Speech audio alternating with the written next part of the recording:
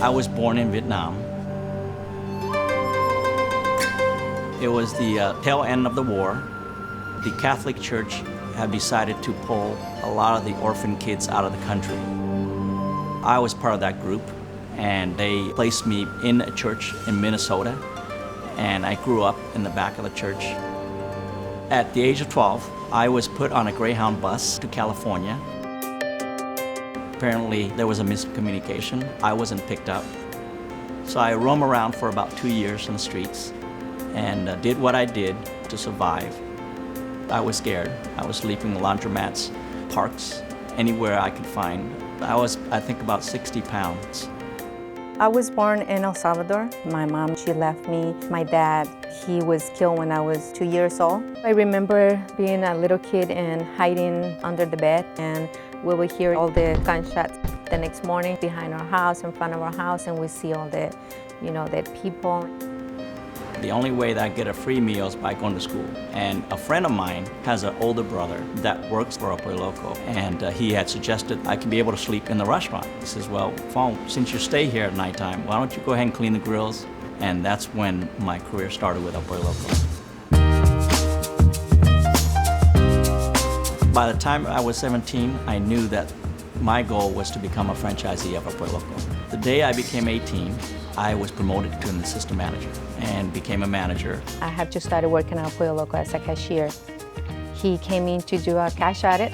She's everything that I've ever dreamed of. He told me his story, I told him mine, we started crying, and he's the love of my life. We got married and had our first child about 12 months later. At times, we didn't even have enough money to pay rent. Phong believes that no matter how many times you fall down, you have to get up.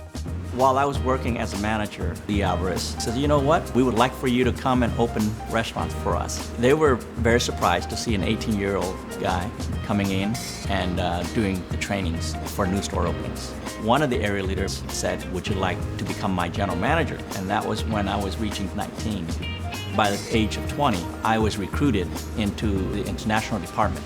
We had at one point Pollo Locos in Japan, Philippines, Guam, Malaysia, Singapore, and I was the operator.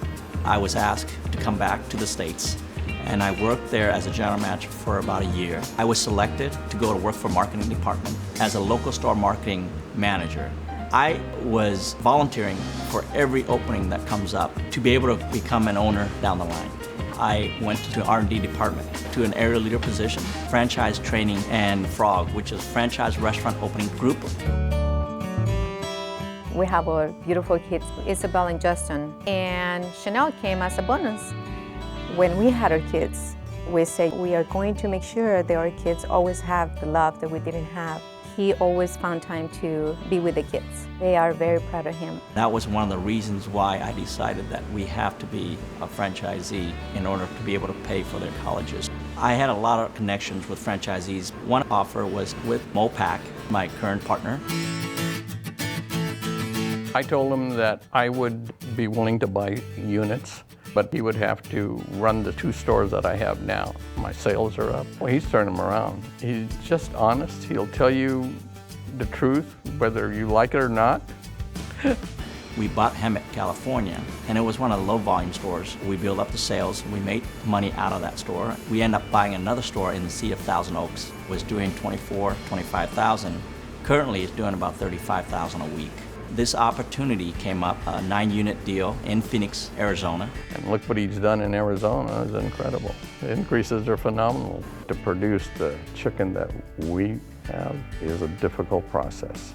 That's what makes Phong valuable. Pollo Loco is a very unique place. It's a wonderful brand. It's extremely tough to operate.